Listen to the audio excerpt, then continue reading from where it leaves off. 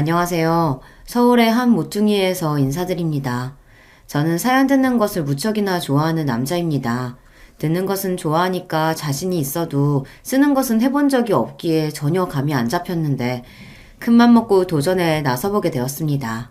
인생은 도전의 연속이라고 하잖아요. 뭐든 부딪혀 봐야 하는 일 같아요. 제가 인생에서 제법 특이한 이력이 한 가지 있다면 그건 바로 초등학교 때부터 고등학교 때까지 12년의 학창 시절 동안 반에서 저만 외동이었다는 점이에요. 어떤가요? 정말 별거 아닌 것 같지만 달리 보면 꽤 독특하다고 할 수 있죠. 12년간 학급에서 저만 외동이었던 것도 그렇고 제가 이 사실을 알고 있는 것까지 합친다면 나름 특이사항 정도는 된다고 우겨보렵니다. 요새는 집집마다 아이를 한 명 정도 낳는 것이 아무렇지 않다지만 제가 어렸을 때만 해도 최소한 둘씩은 집집마다 자식들이 기본으로 있었으니까요. 아무리 그래도 이게 무슨 특이한 이야깃거리냐고요. 그렇다면 저희 아버지 댁로 거슬러 올라가 보렵니다. 제가 아버지 나이 30대 중반에 태어났거든요. 그러니 아버지하고 나이 차이가 꽤 많고요. 아버지가 연세가 상당하시죠. 그런 아버지가 외동이셨답니다. 아버지가 그러시는데 당시에 사람들 바글바글하게 모여 살았던 동네에서 모든 집들 다 뒤져봐도 자식을 외동으로 둔 경우는 아버지뿐이었다네요. 형제가 있으셨는데 이렇다거나 그러신 것도 아니었고 원래 그냥 외동으로 태어나신 분이었네요. 그래서 친할머니께서는 일찍이 가슴을 쓸어내리셨다죠. 꼴랑 하나 낳았는데 만약에 아들이 아니라 딸이었으면 어땠을까. 상상만 해도 가슴이 철렁 내려앉는구나. 갖은 수를 다 써봤음에도 불구하고 끝내 둘째 임신은 되지 않으셨다고 합니다. 아버지는 귀한 외동아들이었기에 모두가 다 같이 못 살고 어려웠던 시절이었으나 그런대로 넉넉하게 자라나실 수 있었다고 해요. 그래서 대학까지 나오신 분입니다. 귀하게 자라서 대학까지 나온 외동아들인데 아무 여자나 만나게 둘 수는 없었겠죠. 집안 어른들께서 아버지한테 좋은 여자를 붙여주시려고 이리 뛰고 저리 뛰고 많이 알아보고 다니셨을 정도라네요. 아버지가 20대 시절 아버지는 숫기가 너무 없었다고 합니다. 남자들 사이에서는 멀쩡하셨는데 여자 앞에만 가면 그대로 얼음이 되셨다네요. 도저히 맞선을 볼 자신도 없고 중매쟁이가 물어다준 인연이라는 게 못 믿었기도 해서 30이 될 때까지 연애 한 번을 못 해보셨다죠. 하지만 그러셨던 분이 결국엔 결혼은 연애 결혼을 하셨다는 게 놀라운 대목인 것 같아요. 32 나이에 어머니를 만나셨고 한눈에 반하셨다고 하니까요. 어머니는 다정한 성격의 소유자셨어요. 미소가 따스한 분이셨죠. 부모님이 결혼하시고 나서 2세 소식이 빨리 들려오지 않아 친할머니께서 불만이 무척 많으셨다고 했는데요.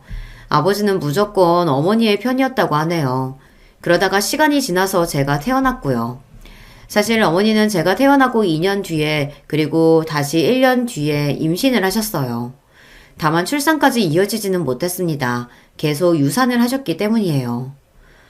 너도 나랑 똑같구나. 결국 아들 하나만 낳을 팔자였던 게야. 친할머니의 말씀처럼 어머니는 저를 하나 보신 것이 끝이었어요. 그렇게 저도 외동이 되었던 거예요. 그리고 어머니는 제가 고등학교 1학년 때 암에 걸리셨습니다. 미련했던 저는 암이라는 게 얼마나 심각한 건지 알지 못했었죠. 어쩌면 저를 배려하셔서 부모님이 별것 아닌 상황처럼 포장을 하셨었기에 그랬던 것일지도요. 어머니는 제가 대학에 들어가는 걸 보지 못하신 채로 눈을 감으셨습니다. 그때 아버지가 저에게 말씀해 주셨어요. 돌아가신 어머니를 위해서라도 이제 앞으로 당신과 제가 인생을 더 착실하게 잘 살아야 한다고 말입니다. 그 말씀을 가슴에 새긴 저는 보란듯이 명문대에 진학을 했고요. 제가 대학을 다니고 있었을 때 아버지가 주변으로부터 재혼 권유를 많이 받으셨었는데요. 전혀 생각이 없으셨어요. 당신의 인생에서 결혼은 단 한 번뿐인 것으로 족한다고 하셨습니다. 저도 이 다음에 결혼을 하게 되면 반드시 아버지처럼 제 온전한 마음을 다할 수 있는 운명의 짝을 만나야겠다고 생각을 했었네요. 제가 아내를 처음 만난 것은 딱 30 나이였어요. 저는 착실하게 회사 생활을 하던 중이었고 아내는 3년 사이에 사회나 이직을 하면서 사회생활 중에 방황을 하던 때였습니다. 제 아내라서 하는 얘기가 아니라 정말 얼굴도 그 정도면 예쁘고 대학도 꽤 좋은 곳을 나왔고 심지어 집안의 경제력도 어느 정도 받쳐주었으니 1등 신부감의 범주에 든다고 할 수 있었어요. 객관적인 요소들만 보면 말이죠.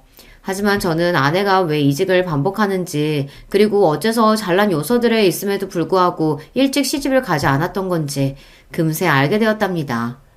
왜냐하면 성깔이 있었거든요. 기본적으로 성격이 다급한 편이었고요. 좋게 다가가도 갑자기 눈이 휙 돌아서 짜증을 부리기도 했습니다. 기분이며 태도가 변하는 속도가 무슨 손바닥 뒤집는 것보다 빨랐어요. 그런데 제가 이런 여자와 결혼을 했다는 것이죠. 놀랍게도 제가 아내의 성격을 감당할 수 있었거든요. 이래서 상성이라는 게 존재하고 궁합이라는 게 있나 봅니다. 저는 맨날 투덜거리는 아내의 모습이 귀엽게만 보였거든요.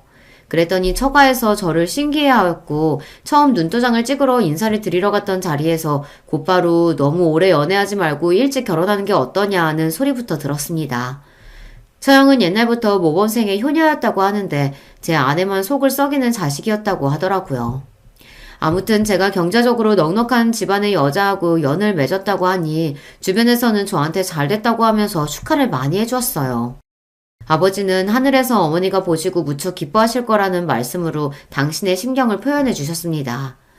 얼른 제가 가정을 꾸려서 아이도 보기를 무척이나 기대해 오신 듯 하였네요. 여태까지 한 번도 아버지한테서 결혼이나 이세에 대한 기대를 들어본 적이 없었기에 속으로는 의외였고 겉으로 표현은 안 해오셨을 뿐이라는 걸 깨닫게 되었죠. 이런 아버지를 위해서라도 제가 앞으로 아내하고 화목한 가정을 꾸려서 잘 살아보겠다는 각오가 굳건히 섰습니다. 아내와 저는 하나부터 열까지 다른 점 투성이었으나 그런 것 치고는 정말 둘이 잘 맞아서 알콩달콩 신혼생활을 보냈었네요. 아내는 사회생활을 하면서 크고 작은 일들에 많이 부딪혔고 저는 그런 아내가 스트레스를 너무 많이 받는 것 같아서 일을 그만둬도 좋겠다고 말을 해주었어요.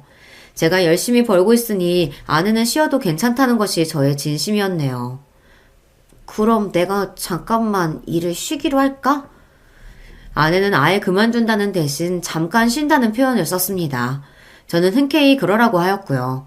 그 뒤로 몇 주가 지났을 때 아내의 임신 소식이 있었습니다. 나랄 깔듯이 행복해서 처음에는 믿어지지가 않을 정도였어요. 양가에서도 열띤 축하가 이어졌고요. 아내는 건강한 아들을 뱃속에 품고 있다가 무사히 출산까지 마쳤답니다. 그리고 저희 아들이 태어난 지 얼마 되지 않았을 때였습니다. 갓난아기가 뭐가 그렇게 힘이 좋은지 시도 때도 없이 칭얼거리면서 자주 울어댔어요. 약간 예민한 기질을 타고났던 것인지 안고 있다가 내려놓으면 즉시 발버둥을 치면서 울었고요. 그래서 쉽사리 아기를 품에서 내려놓고 있지를 못했습니다. 아기가 길게 몇 시간 이상 내리 자는 것을 통잠이라고 하던가요. 통잠을 저희 아들은 거의 자지 않는 아기였어요. 애써 힘들게 자리에 뉘어놓은 다음 새근새근 자는 것을 확인하고서 안도의 한숨을 내쉬고 나면 그게 얼마 가지 못했습니다. 잠시 후에 뒤척거림이 시작되더니 아니나 다를까 저희 아들은 곧장 칭얼거리면서 자기를 향한 손길을 찾아댔거든요. 말도 못하던 그 갓난아기가 왜 그렇게 요구하는 것은 많았던 것인지 그때를 회상하면 지금도 식은땀이 흐를 것만 같습니다. 세상의 모든 부모는 위대하다는 것을 저는 제 아들이 태어나고서 여실히 실감하게 됐었고요. 이래서 부모가 되어보기 전에는 진실로 부모의 마음을 이해할 수 없다고 하는 건가 싶었습니다. 시도 때도 없이 칭얼대며 울어대는 아기였으나 그래도 제 자식 새끼라고 예쁘고 애틋하더군요. 그때 저는 새벽에 단 하루도 곤히 자본 적이 없었습니다. 퇴근해서 집에 돌아오는 즉시 욕실로 직행해서 샤워를 마치고 옷을 새로 입고서 아기를 품에 안아들었었죠. 저녁 식사요. 먹는 둥 마는 둥 하면서 허겁지겁 먹었습니다. 밥을 먹는 속도가 느린 편이 아닌데 그 짧은 시간에도 아기의 울음소리 때문에 온전히 식사에 집중할 수 없이 벌떡 일어나는 걸 여러 번 해야만 했었죠. 아기를 달래가면서 밥을 먹고 때로는 등에 업은 채로 일어선 채로 식사를 한 적도 수차례였습니다. 저는 아들의 탄생 이후에 휴가를 합쳐서 총 25일 정도를 썼던 것 같아요. 한 번에 그 정도를 썼던 것은 아니고요. 하루나 이틀 혹은 가장 길었던 휴가는 사흘 이렇게 썼던 것이 도합 그 정도가 됐던 것이죠. 애석하게도 제가 그 당시 회사에서 마음 놓고 길게 육아휴직을 신청할 상황이 아니었네요. 그때는 지금처럼 남자도 육아휴직을 쓴다는 게 아주 자연스러운 현상은 아니었고 약간 낯선 풍경이기도 했거니와 마침 회사에서 프로젝트가 새로 하나 진행되고 있었는데 제가 참여 중이었거든요. 거기서 빠진다는 것은 앞으로 제가 회사에서 승진길에 욕심이 없다고 공표하는 것이나 다름없었습니다. 그런데다가 특히나 아내가 반대를 하였어요. 뭐? 육아휴직? 당신이 그런 걸 생각했단 말이야? 세상에, 말도 안 되는 소리 하지 마. 무슨 육아휴직이야. 내가 일을 쉬고 있는데 당신까지 휴가를 내. 그건 너무 오바야. 그래? 나는 또 내가 육아휴직을 고려해본다고 하면 당신이 좋아할 줄 알았지. 아니었구나. 근데 정말 당신 혼자서 괜찮겠어?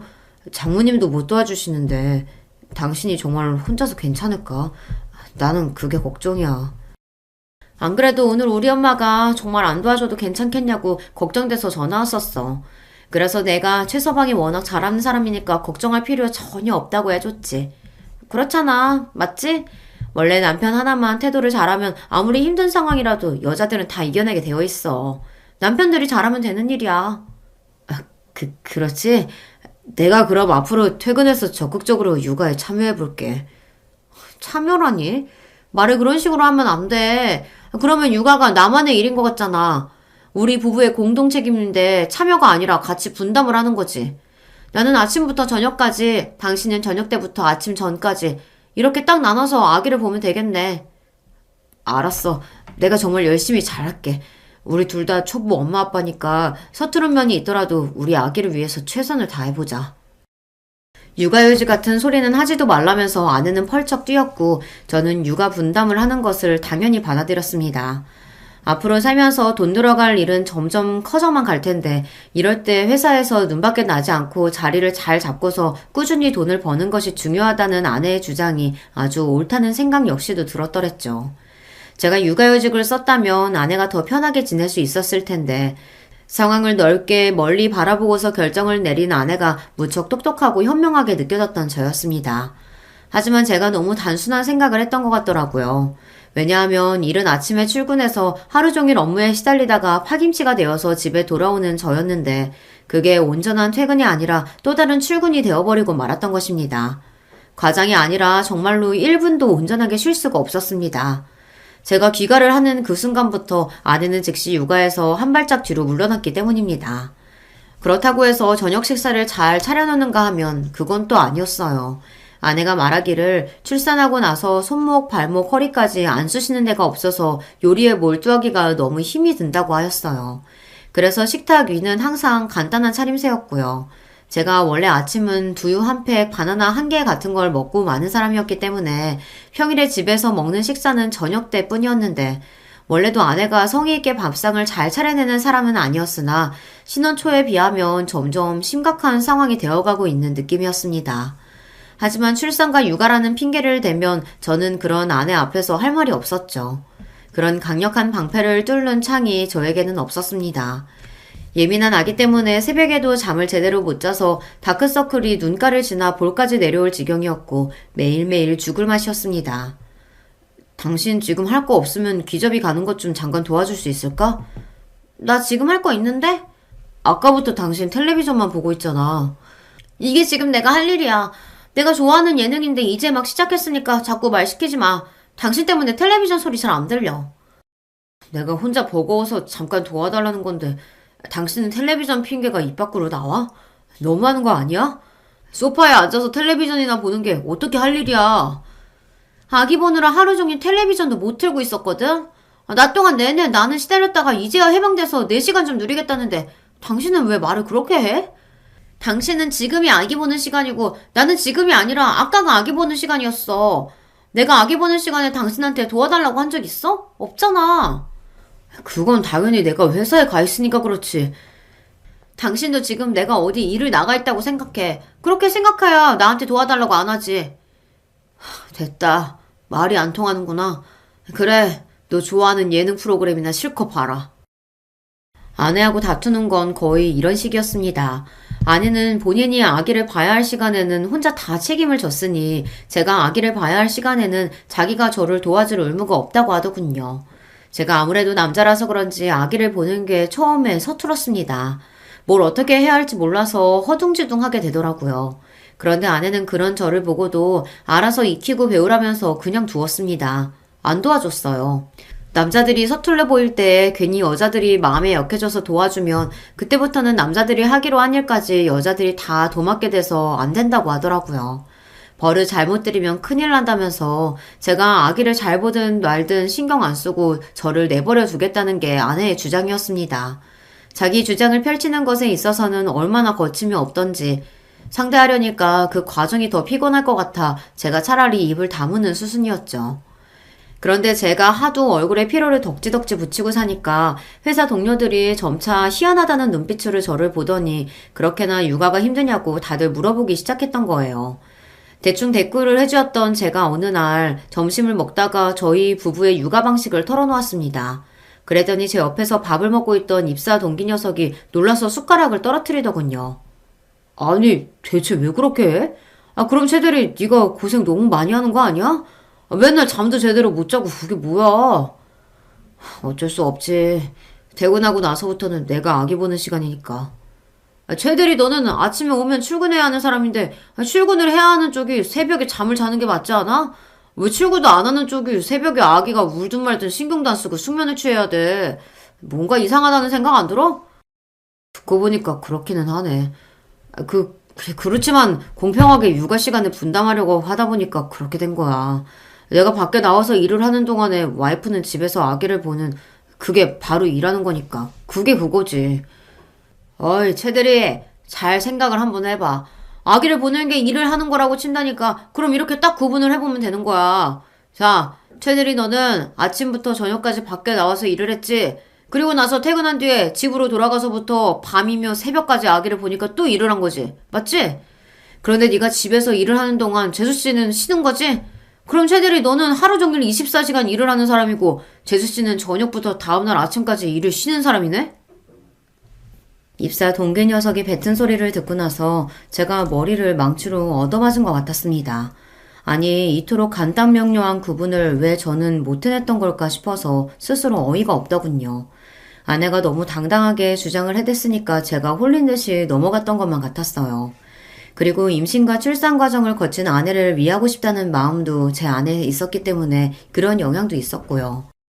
그래서 제가 손해를 봤다는 식으로는 생각을 안 하고 싶었습니다만 사람 마음이라는 것이 간사해서 심란해지는 현상을 막을 도리는 없었습니다.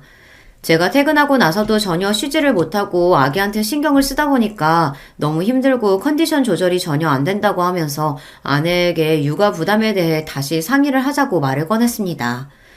그러자 아내는 임신과 출산으로 본인만 너무 손해를 많이 봐서 불공평하다며 짜증을 내더군요.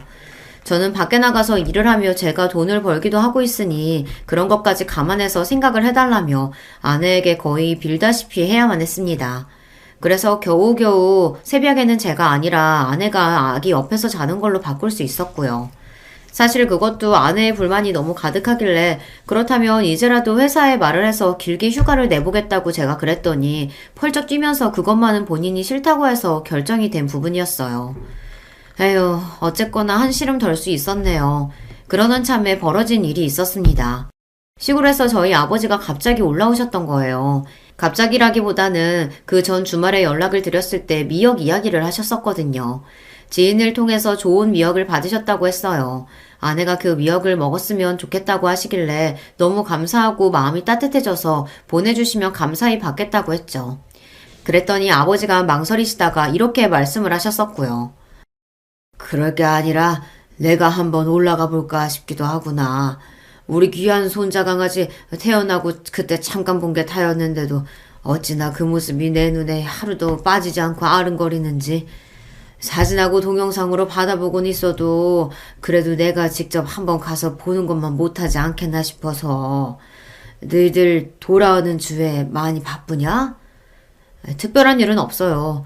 아버지 오시면 좋은데 혹시 아버지가 오시는 길이 머니까 그래서 힘이 드실까봐 그게 걱정이죠. 3대 독자 귀한 얼굴 보러 가는 길이 어떻게 힘이 들겠어? 나는 하나도 힘들 일 없다. 아이고, 그렇게 말씀하시니 힘드실까봐 오시지 말라는 소리는 못하겠네요. 아버지 편하실 때 오세요.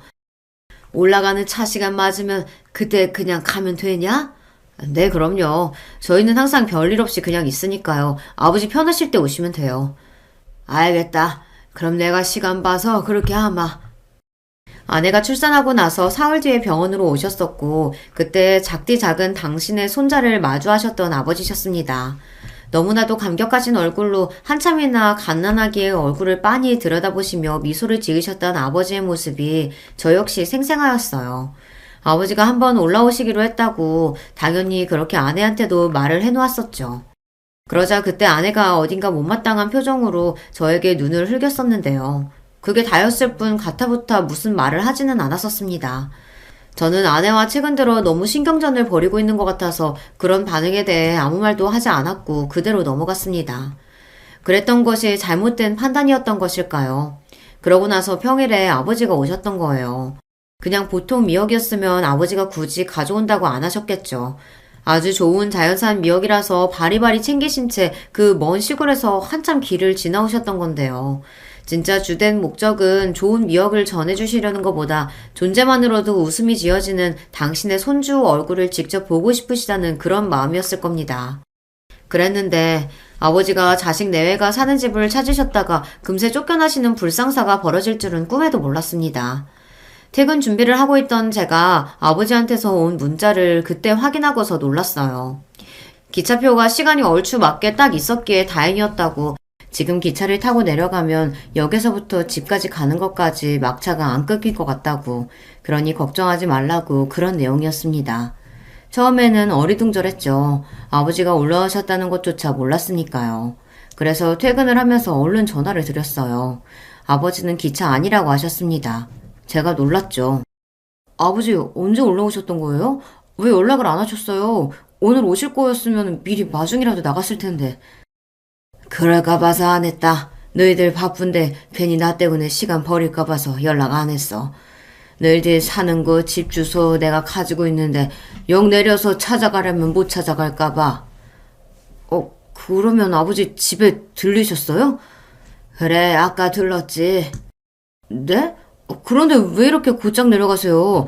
최소한 하룻밤이라도 주무시고 가시지 않고요. 먼 길을 오셨는데 왜 바로 내려가세요? 혹시 무슨 일 있으셨어요? 아니다, 일은 무슨. 그냥 내가 너희들 집에 오래 있어봤자 뭐하겠나 싶었다. 손자 강아지 잘 있는 거 얼굴이나 봤으면 된 거지.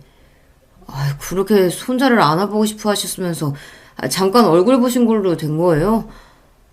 애가 얼마나 잠도 잘 안 자고 칭얼거리고 예민한지 몰라요. 아기는 다 이런 걸까 싶고요. 아버지가 며칠만이라도 같이 지내시면서 애기 좀 봐주시면 저희도 좋은데요. 그래? 근데 그건 너만의 생각 같구나. 네 처는 그렇게 생각 안 하는 것 같던데. 아쉬움 속에서 일부러 들뜬 목소리를 내고 있었던 제가 멈칫하고 말았습니다. 제 아내를 거론하는 아버지의 목소리가 일순간 많이 가라앉아 있었기 때문입니다. 그 순간 딱 알아차렸어요. 느낌이 오더라고요. 집에 오신 아버지하고 아내 사이에서 무슨 일이 있었구나. 그래서 아버지가 더 있지 않으시고 곧장 내려가시는 거구나. 아니라면 눈에 넣어도 아프지 않을 3대 독자를 두고서 아버지가 그리 빨리 걸음을 돌리실 리가 없었습니다. 저의 추측에는 확신이 가득하였고 화가 나서 심장이 빨리 뛰기 시작했으나 이런 기색을 아버지에게 알려드리고 싶지 않아 일부러 목소리는 차분하게 여쭤보았어요. 혹시 무슨 일이 있었던 거냐고 말씀 좀 해달라고 그랬더니 별일 없었다면서 대답을 회피하셨습니다. 그래서 저는 무슨 일이 있었던 것인지 제가 정확히 알아야 아내하고도 큰 문제가 나지 않을 수 있다고 말씀드렸어요. 그러자 아버지는 한숨을 쉬시며 망설이시는 듯 했고 저는 참을성 있게 기다려드렸습니다. 잠시 후에 아버지가 털어놓으신 전말은 상상 이상이었어요. 집에 도착한 아버지를 맞이하고서 아내는 잔뜩 인상을 썼다고 합니다. 아버님, 어떻게 아기가 있는 집에 함부로 오실 생각을 다 하셨어요? 아내의 커다란 목소리가 집안을 가득 메웠고 아버지는 미역이 든 짐끄러미를 드신 채로 멍하게 현관에 그저 서 있으셨대요. 불평 불만이 가득한 아내의 표정에 당황하신 아버지가 멋쩍게 미역부터 건네셨고요. 아니 나는 좋은 미역이 들어와서 이거나 좀 주고 귀여운 손자 얼굴이나 볼까 싶어서 온 건데 내가 올 거라고 못 들었던 거냐? 듣기는 했는데요. 오늘 이 시간에 오실 거라고는 못 들었어요. 아내는 신경질을 내며 미역을 낚아챘습니다. 짜증이 잔뜩 난 채로 쿵쿵 발소리를 내며 미역을 들고서 아내가 부엌으로 가버리는 사이 방 안에서 아기 울음소리가 크게 나기 시작했어요. 아버지는 깜짝 놀라셔서 당신도 모르게 얼른 신발을 벗으셨고 그대로 울음소리가 나는 방으로 향하셨습니다. 소리에 예민한 아기가 잠에서 깨어나서 칭얼거리기 시작한 참이었어요. 아이고야, 요 불쌍한 녀석. 잘 자다 깼구나. 미안해라. 야, 하래비가 안아줄까? 아이고, 요 귀여운 것. 아버지는 우는 아기를 달래려고 하셨습니다. 그래서 아기를 안아들려고 하셨을 뿐이었는데 지금 뭐 하시는 거예요? 애가 울어서 달래주려던 참이다. 너는 왜 앞에서 왜 그렇게 소리를 지르고 그러냐. 애가 또 놀라겠구나. 아버님, 어떻게 태어난 지 얼마 되지도 않은 아기한테 덥석 손을 댈 생각을 하셨어요? 병견 없잖아요. 아직 면역력이 약한데. 아버님 때문에 저희 아기한테 문제라도 생기면 책임지실 거예요? 아버님이 책임지실 거냐고요? 아니, 나는 그냥 내 손자 좀 보려고 했을 뿐인데. 그러니까 그게 너무 아니란 생각이라고요. 아버님, 당장 저리 비키세요. 아버지는 그저 귀여운 손자를 달래고 안아보려던 것 뿐이었습니다. 하지만 아내는 그런 아버지의 마음이나 좋은 의도 따위는 상관없다는 양 무조건 신경질을 부렸고요. 민망한 속에서 난처해지신 아버지가 아무리 그래도 어른한테 이래도 되는 거냐고 아내를 조용히 타이르셨습니다. 하지만 아내는 더욱 눈을 부라릴 따름이었어요. 아기 있는 집에 함부로 막 불쑥 찾아오신 것부터가 잘못이죠. 요즘 세상에는 그런 게 중요하다고요, 아버님. 아버님 요새 아이 키우는 집들 다 이래요. 아버님이 뭘 몰라도 너무 모르시는 거예요. 아내는 이게 다 아기의 안전을 위해서라고 주장하였으며 그러자 아버지는 말문이 턱 막혀버렸죠. 아기 때문이라는데 그 상황에서 아버지가 무슨 말씀을 더 하실 수 있었을까요? 저도 무조건 본인이 맞다며 당당하게 소리를 내는 아내에게 휘둘려봤기에 그 순간에 아버지가 어떤 심정으로 돌아서셨는지는 알 것만 같았습니다. 그런 일이 있었다는 걸 알게 되자 제 안에서 화가 막 치밀어 올랐어요. 제 아버지에게 이토록 심각한 푸대접을 안겨드린 아내를 이해할 수가 없었습니다. 아버지는 당신이 부족했다고 하시며 당신은 괜찮다고 하셨으나 그 목소리에서 상실감과 상처가 느껴졌어요. 아버지, 제가 죄송해요. 제가 부족한 자식이라서 그런 거예요. 저는 아버지를 향해 진심 어린 사과를 드렸고 그날 집에 도착하자마자 아내와 피할 수 없는 언쟁을 벌이고 말았습니다. 아내가 보인 태도가 이루 말할 수 없이 무례했다는 것이 저의 지극히 타당한 주장이었고 아내는 갓난아기의 안전을 위해서 어쩔 수 없었다며 뻔뻔하고 당당하게 나왔습니다.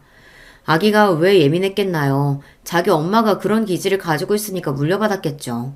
아내의 그런 성격이 뭔지 저도 알고 있었기에 불쑥 찾아오신 아버지 때문에 짜증도 치밀어서 여러모로 과하게 대처했다는 걸 짐작할 수 있었습니다. 그렇다고 해도 아내는 넘지 말아야 할 선을 넘은 것이었어요. 제 아버지이자 본인의 시아버지를 완전히 우습게 알고 무시한 처사였으니까요. 그래서 저는 아내가 아버지한테 정중하게 사과를 드려야 맞다고 생각했습니다. 사과드리고 아기 데리고 다음에 직접 찾아뵙겠다고 말씀드려. 나도 내가 아예 잘못한 게 없다고 생각하진 않아. 그래서 아버님께 죄송하다고 말씀드릴 마음은 있어. 근데 굳이 과할 만큼 저자세로 나가면서 사과드리고 직접 찾아뵙겠다느니 그런 말씀까지 드릴 생각은 없어. 뭐? 당신은 왜 항상 제멋대로야? 당신 좋은 대로만 생각하고 행동하잖아. 당최 제대로 인정하는 법이 없구나. 그러는 당신은 뭐 잘한 줄 알아? 내 탓만 하지 마. 아내하고의 언쟁은 도저히 결말이 나지 않았습니다. 말을 하면 할수록 제 머리만 더 아파질 뿐이었어요. 예민한 아기는 저희 부부가 티격태격 할 때마다 찡얼대며 울음을 터뜨렸고 정말 한숨만 나왔습니다. 그렇게 뭐 하나 제대로 매듭이 지어지지도 못한 채로 어영부영 며칠이 흘렀던 어느 날이었어요. 저는 아직도 속이 많이 상한 상태였는데 생각지도 못하게 제가 아내한테 똑같이 갚아줄 기회가 찾아왔습니다. 오늘 우리 엄마 아빠 오신대. 점심시간 좀 지나서 오실 것 같아. 뭐라고? 오늘? 갑자기? 두 분 다? 몰라. 둘이서 어디 가는 일정이었나 본데 가는 길에 잠깐 들러서 아기 좀 보고 싶다고 그러셨어. 주말 아침이었어요. 아내가 출출대면서 장인어른과 장모님의 방문을 알렸습니다. 갑작스러운 방문이었죠. 하지만 남도 아니고 장인어른과 장모님인데 갑작스럽기는 해도 못 오실 곳으로 오는 건 아니잖아요. 당연히 오실 수 있는 일이었습니다. 저는 그렇게 생각했어요. 문제는 바로 얼마 전 아내는 그렇게 생각하지 않았었다는 사실이죠. 저는 이게 기회라는 것을 직감하였습니다. 게다가 일이 그렇게 되려니까 착착 상황도 맞아떨어지더군요. 이게 무슨 소리냐고요? 아내가 갑자기 연락 하나를 받더니 근처에 사는 자기 친한 언니한테서 유럽 초콜릿 세트를 받기로 했다며 신이 나서 외출 준비를 했습니다. 비싼 고급 초콜릿을 맛보게 된 것에 무척 신이 난 모양이었어요. 그 친한 언니를 만나서 수다를 떨다가 올 테니 저보고 알아서 점심까지 먹으라고 했습니다. 저는 알겠다고 했고요. 그런데 점심시간이 지나서 오신다고 분명히 그렇게 들었던 장인어른과 장모님 두 분이 일찍 도착을 하셨던 거예요. 아내는 당연히 외출을 나간 뒤였고 저 혼자 놀라서 두 분을 맞이하였습니다. 최서방 집에 있었나? 우리가 어디 좀 갈 일이 있어서 집 나서는 김에 잠깐 들러봤어. 장모님 무릎도 안 좋으신데 댁에서 쉬시지 않고요. 나 이제 괜찮아. 맨날 무릎 때문에 고생이었는데 수술하고 나니까 이제서야 좀 살만해. 앞으로 관리 잘 해야지. 장모님께서 쾌활하게 말씀하신 뒤 아내가 외출해서 없다는 걸 아시고는 그렇다면 얼른 아기나 봐야겠다고 하셨습니다. 장인어른께서는 왠지 아내가 없는 틈을 타서 저에게 아내 이야기를 하고 싶으신 눈치였어요. 그냥 그런 느낌이 들더라고요. 장모님이 아기를 보시게 두고 저는 장인어른과 남자끼리 즐겁게 대화를 나누고 그랬다면 참 좋았겠죠. 저는 충분히 그렇게 해드릴 수 있는 사위였습니다. 그러나 그렇게 하지 않기로 마음을 먹은 뒤였습니다. 잠시만요. 죄송하지만 아기는 멀리서 보기만 하시고 만지지는 말아주세요. 어? 최서방, 갑자기 그게 무슨 소리야? 왜? 우리 손주 아기한테 무슨 문제라도 있어? 아기가 아프기라도 해? 아니요. 그렇지만 아플 수는 있죠. 이 집에서 같이 사시는 게 아닌 두 분이 갑자기 대뜸 아기 만지고 그러시면 어떤 병균이 묻을지 모르는 일입니다. 특히 젊은 사람이 아니고 나이가 든 사람일수록 아기하고 접근을 삼가야 합니다. 제가 정중하게 말씀을 드리자 두 분은 도무지 영문을 모르겠다는 눈치로 당황한 눈빛을 서로 교환하시더군요. 저는 더욱더 평온한 미소를 지으며 재차 말씀을 드렸고요. 저도 몰랐던 사실인데요. 아무튼 그렇다고 하더라고요. 그러니 아기는 멀리서 보기만 해주세요. 최서방, 자네 어제 술 마셨나? 술이 덜 깨서 이러는 거야? 아닙니다. 저는 지금 정신이 매우 맑고요. 멀쩡합니다. 그런데 지금 이게 무슨 짓거리야? 저는 그저 집사람이 하자는 대로 따를 뿐인데요. 아기의 문제는 아기 엄마가 하자는 대로 따라야 맞다고 생각합니다. 참고로 멀리서 보시는 것도 오래 하셔서는 안 됩니다. 병균이 공중에 떠다니다가 아기한테 옮으면 어떡하나요? 그러니 오래 머물지 마시고 얼른 가주셨으면 합니다. 제가 막힘없이 진지하게 말씀을 드렸더니 이제 장인어른의 얼굴이 모욕감으로 붉게 달아오르더군요. 당최 이런 무례가 어디 있어? 자네 미쳤나? 장인어른께서 저를 꾸짖으셨고 그때 아기가 칭얼거리기 시작했어요. 금방 달래주지 않으면 큰 울음을 터뜨릴 징조였습니다.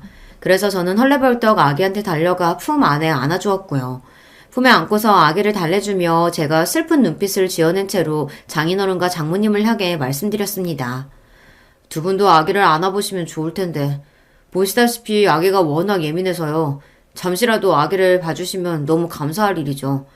하지만 아기의 안전을 위해서는 어쩔 수 없으니 이해해 주시기 바랍니다. 어머, 최서방, 우리가 남이야? 남도 아닌데 도대체 왜 이러는지 정말 이해가 안 가네. 장모님, 너무 그렇게 서운해하실 필요 없어요. 괜찮아요. 저희 아버지도 얼마 전에 그냥 발길 돌리셨거든요. 두 분한테만 이러는 게 아니고 모두에게 공평한 안내를 똑같이 드리고 있답니다. 어머나, 그런 일이 있었어? 사돈께서? 그 먼 데서 오셨었다고? 그런데 그냥 가셨었다고? 네.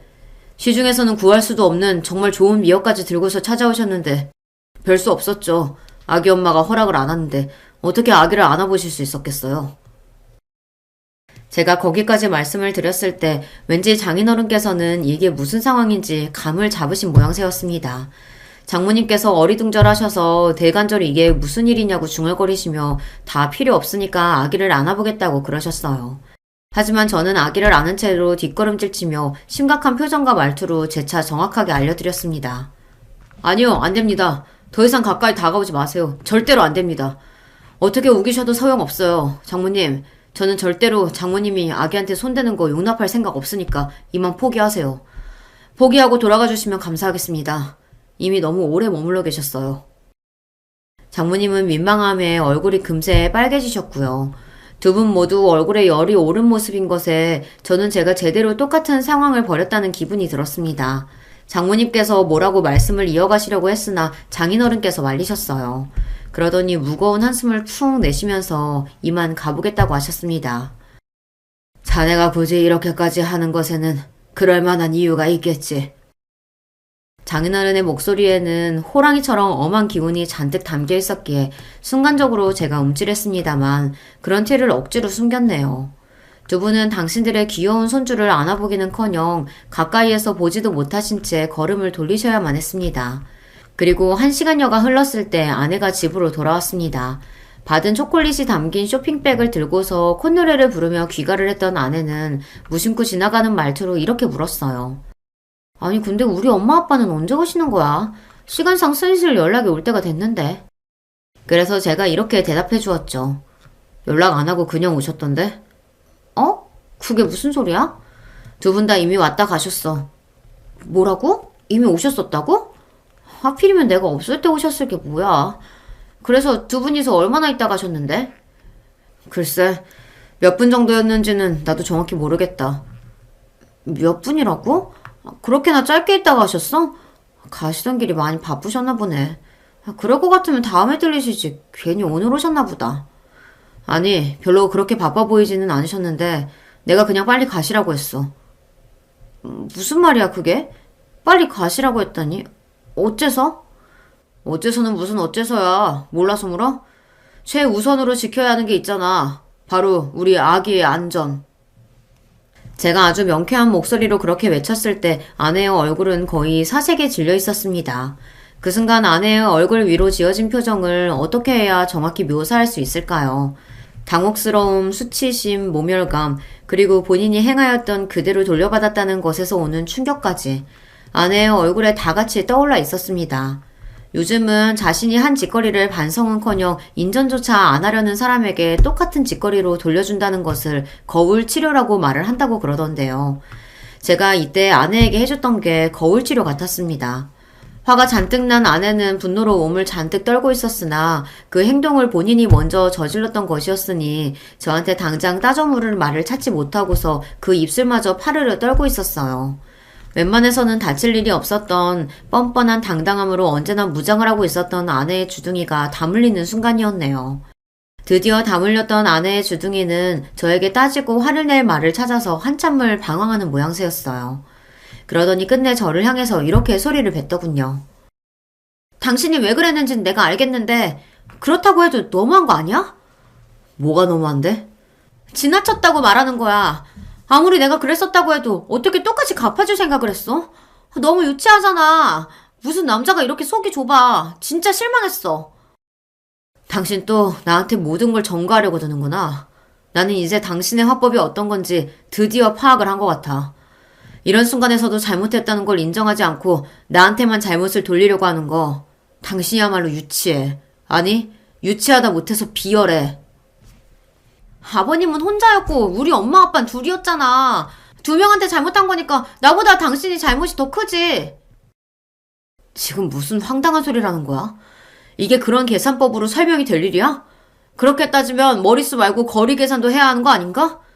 그럼 우리 아버지가 장인어른하고 장모님보다 훨씬 더 비교 불가로 먼 거리에서 오셨으니까 그럼 그만큼 당신이 더 잘못한 거겠네. 맞지?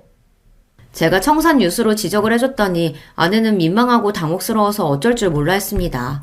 그리고 바로 그때 아내의 휴대폰 진동소리가 울렸습니다. 그 순간에는 그 진동소리가 유난히 크게 들리는 것만 같았답니다. 저뿐만 아니라 아내도 그렇게 느껴졌던 것인지 휴대폰 화면을 확인하고서는 난감한 표정이 되었고요. 왠지 전화를 안 받고 싶어하는 눈치였으나 제 앞이라서 그런지 갑자기 태어난 듯 표정을 꾸며내고서는 전화를 받았습니다. 엄마, 아까 왔다 갔다면서요? 밝은 목소리로 전화를 받았던 아내는 이내 휴대폰을 타고 들려오는 엄청난 고함에 깜짝 놀랐습니다. 저도 놀랐고요. 아내는 휴대폰을 귀에서 멀리 떨어뜨렸지만 고성은 크게 울려 퍼지고 있었습니다. 너 도대체 정신머리를 어디다 두고 사는 거야? 네가 그러고도 결혼한 어른이라고 할 수 있어? 한 아이를 낳은 엄마라고 할 수 있냐고? 야, 이 녀석아. 너는 아직 어른도 덜 됐고 부모 자격조차 없는 거다. 알아들어? 아빠, 왜 엄마 휴대폰으로 전화를 걸고 그래요? 그리고 왜 이렇게 화를 내세요, 무섭게? 네가 내 전화라면 안 받을까봐 그랬다. 저리 안 들어도 한참을 안 든 이 못난 녀석 같으니라고. 나도 네 엄마도 이번에 너한테 제대로 실망했다. 얼마가 됐든 우리 재산은 너한테는 땡전 한 푼도 물려주지 말자고 방금 그렇게 상의 맞췄으니까 그런 줄 알아라. 네? 뭐라고요? 아빠, 어떻게 그러실 수가 있어요? 그러시면 안 되죠.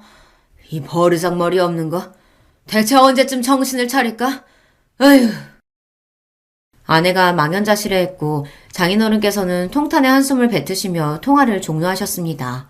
아내가 넋이 완전히 나간 눈빛으로 저를 천천히 바라보았어요.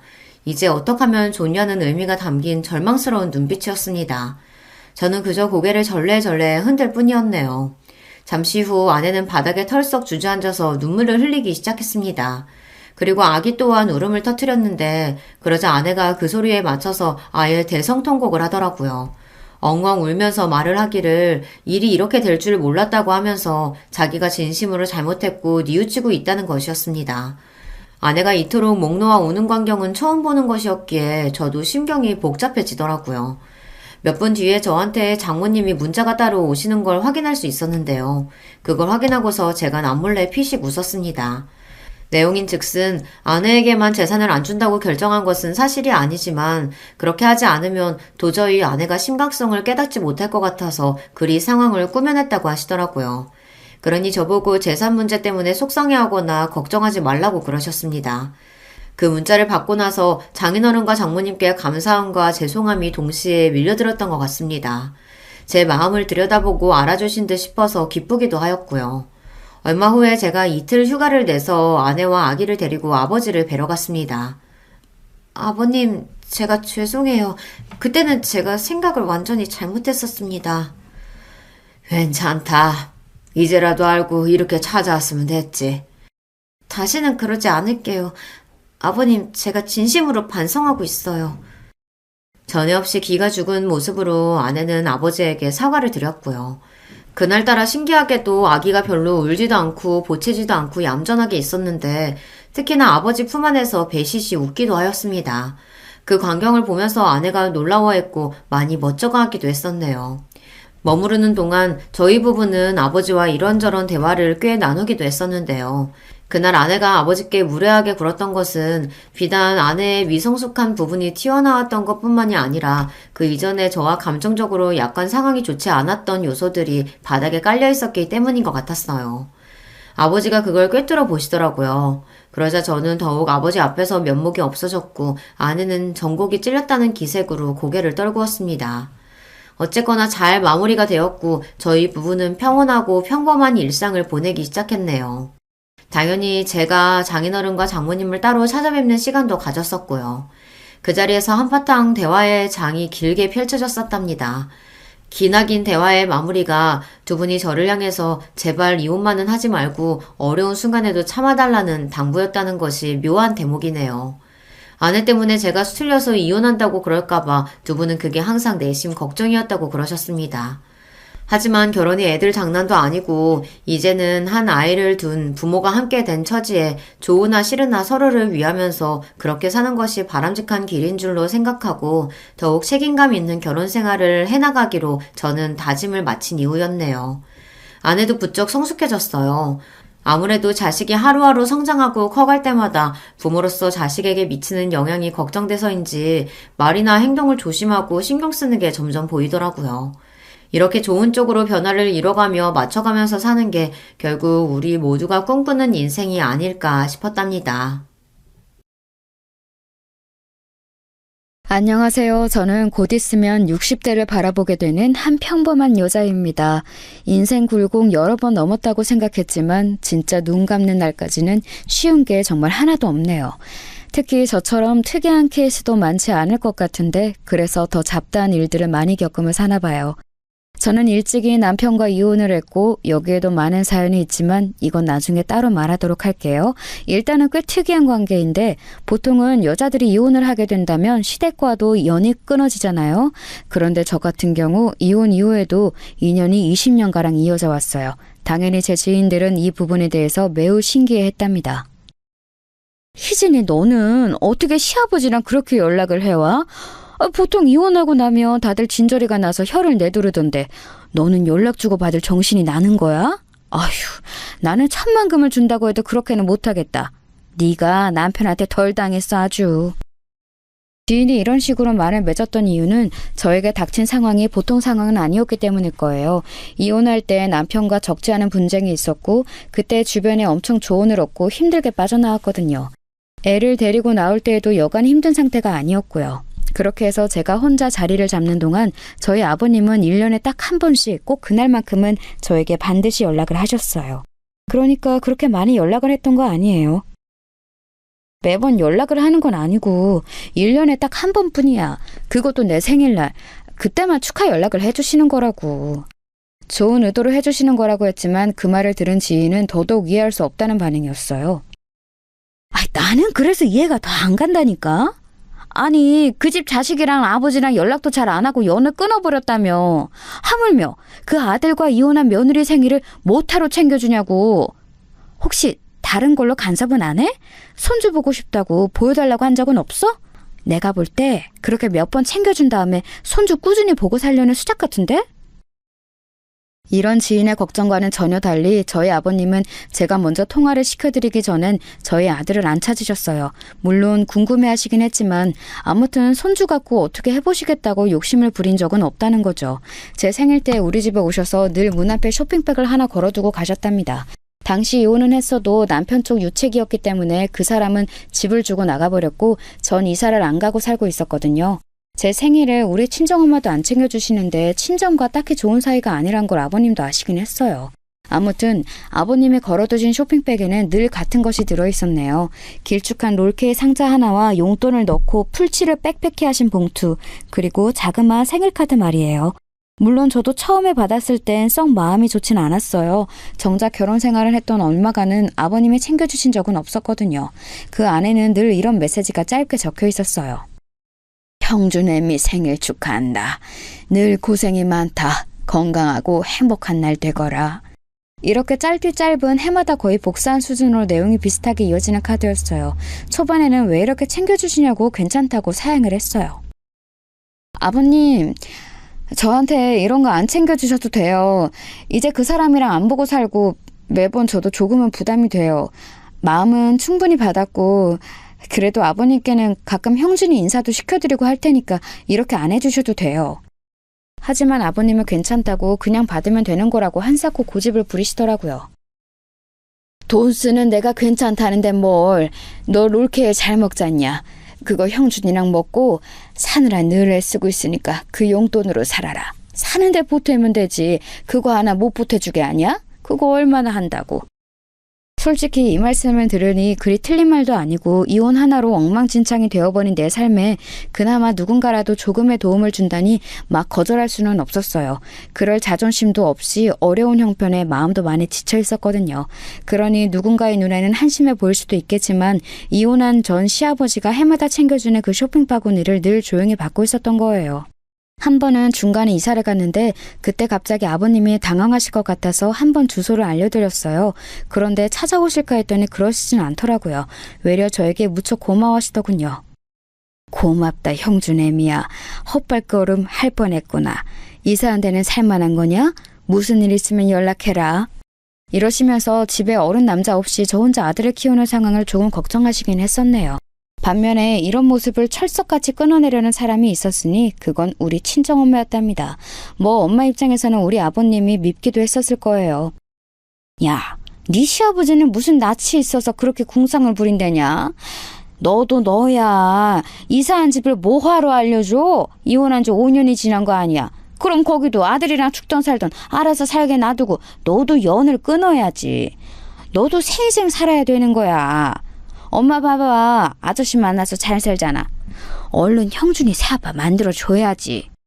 엄마가 이렇게 말을 하는데 저는 정말 큰 거부감이 들더라고요. 솔직히 말해 저희 친정엄마는 제게 그다음 위로나 의지가 되는 사람이 아니에요. 저희 엄마는 저를 시집 보낼 때 아무런 도움도 안 줬으면서 저희 아버님과 전 남편에게 말도 안 되는 요구를 했던 사람이거든요. 적어도 엄마가 저런 말을 해선 안 되는 거고요. 저기 우리 희진이 말이에요. 얘가 이렇게 아픈 나랑 지 아빠 돌본답시고 맨날 일해서 돈을 갖다 줬었어요. 그런데 딸 데려가면 한동안 능력 없는 나랑 이 사람은 어떻게 산답니까? 뭐 나도 잘못이 없진 않죠. 딸 시집 갈 때 냉장고라도 한 대 사줬어야 하는데 그러진 못했어요. 근데 있었으면 당연히 해줬겠지. 안 그렇겠소? 아무튼 결론은 우리 희진이 데려갈 거면 부모인 우리도 좀 입에 풀칠이라도 하게 여윳돈을 챙겨주십사. 그렇게 말하는 거예요. 무슨 말인지 아시죠? 당시 저는 너무 부끄러워서 낯을 들 수 없었고 엄마의 이 발언은 결혼생활 하는 내내 제 아픈 약점이 되어 늘 전 남편으로부터 공격을 받게 했어요. 네 엄마가 그때 뜯어간 돈이 얼만지 아냐 등등으로요. 나 진짜 그때 정말 그 식당 안에서 너무 창피했잖아. 장모님은 그 뒤로 나한테도 몇 번 전화하셔서 돈 달라고 하신 거 알지? 혹시 몰라? 모르면 당신은 좀 알아야 돼. 이 말을 듣고 얼마나 수치스럽던지 그나마 아버님이 잘 대처하셔서 엄마가 그닥 못 챙겨가긴 했었어요. 그때 엄마랑 인연을 끊고 싶어서 그렇게 멀리하고 또 멀리했었답니다. 엄마는 새 아저씨랑 같이 살고 있으면서 저에게 몇 번이나 그분에게 아빠라고 부르라고 강요했고 하여간 그것도 두어 번 다른 사람으로 바뀌었었어요. 이런 저의 친정 배경은 늘 저로 하여금 주눅이 들게 만들었고 전 남편은 그걸 아주 잘 알았기에 대놓고 저를 무시했답니다. 그나마 아버님은 그런 사정을 알고 좀 봐주시긴 했었어요. 적어도 이런 내용을 갖고 저를 천대하시거나 시집살이를 시켰던 적은 없다는 거죠. 아무튼 우리는 사정이 이러저러해서 이혼을 했고요. 그때 엄마가 또 나타나서는 우리 딸 고생했네 어쨌네 하며 위자료를 달라고 난리도 아니었답니다. 저는 이때 간곡히 부탁해서 이혼 후 생활하게 될 위자료는 저에게 달라고 아버님과 전 남편에게 신신당부를 했어요. 남편도 꽤나 잘못한 상태에서 헤어지는 셈이었기 때문에 찍소리 못했고요. 이러니 엄마는 저에게 불만이 많았고 그나마 혈연으로 이어져서 연락은 받아주고 있으니 계속 찾아와서 볼멘소리를 했던 거예요. 너그 시아버지 이혼할 때 돈이라도 두둑하게 챙겨줬어야지. 그러지도 않고 그냥 지 아들만 쏙 빼갔잖아. 아주 얄미워. 나는 김서방도 얄미지만 니네 시댁도 싹 다 얄미워. 근데 뭘 잘났다고 지들은 또 찔리는 게 있어가지고 생일 축하를 해주고 앉았대. 아우 그런 거 받지 마. 이런 말만 매번 기계적으로 해대는 엄마와의 대화가 지겨워서 차차 연락을 줄여나갔어요. 이후로도 저는 2살밖에 아들을 홀로 키우면서 많은 풍파가 있었답니다. 사실 엄마는 저런 식으로 말을 해대지만 실질적으로 저에게 도움된 게 하나도 없었어요. 내가 열이 나도 봐준다 소리를 한 번도 안 했고 이혼한 딸이 자식 키운다고 일하러 나갈 때도 맡아준 적이 없었거든요. 그니까 내 말 들었어야지. 이혼할 때 아주 등골을 다 빼먹었어야 해. 여자 혼자서 자식 키우는 게 보통 일인 줄 알아? 엄마 말 맞다나 혼자서 애 키우는 게 보통은 아니지만 가끔 아저씨 데리고 와서 애한테 억지로 할아버지라고 인사시키려는 모습에 참 진저리가 났어요. 그래서 얼마나 서러웠던지 당시 다니던 회사에도 여러모로 민폐를 끼쳤답니다. 근데 이렇게 힘든 와중에 저한테 마음을 써주는 사람이 있었는데요. 면접 때 저를 뽑아주었던 정 대리님이었답니다. 이분은 결혼 안 하고 노총각으로 그냥 저랑 사시던 분이라고는 했는데 뭐랄까 저를 처음 만났을 때 이런 말을 했었어요. 맨날 회사 오는 거 지겨워 죽을 것 같았는데 희진 씨가 여기 들어오면 왠지 재미있을 것 같네. 같이 일해보는 게 어때요? 애가 많이 어리니까 파트타임으로 일하면 될 거고 나중에 시간을 좀 늘리면 되잖아요.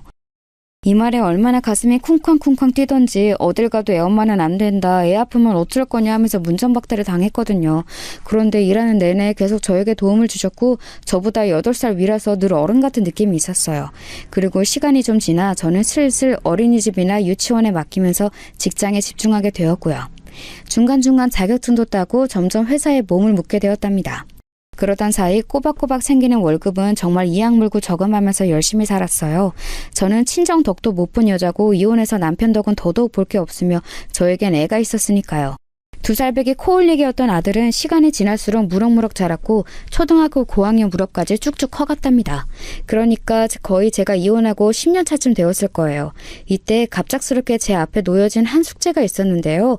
바로 처음에 절 뽑아주셨던 정 대리님, 아니 그때는 직급이 바뀐 정 팀장님의 제안이었어요. 이직이나 회사 업무와 관련된 것이었다며 저도 적극적으로 반영을 해봤겠지만 그런 것과 전혀 성격이 다른 제안이었기에 많이 놀랐답니다. 결혼이요? 저는 쉽지 않을 것 같은데요. 아들이 알 거 다 하는 나이이기도 하고 아직 도움을 많이 필요로 해요. 너무 죄송해요. 절 좋게 봐주신 건 감사하지만 받아들일 수가 없네요. 제 말에 정 팀장님은 무척이나 서운한 눈으로 저를 응시하셨고 기다려도 되겠냐고 물으시더군요.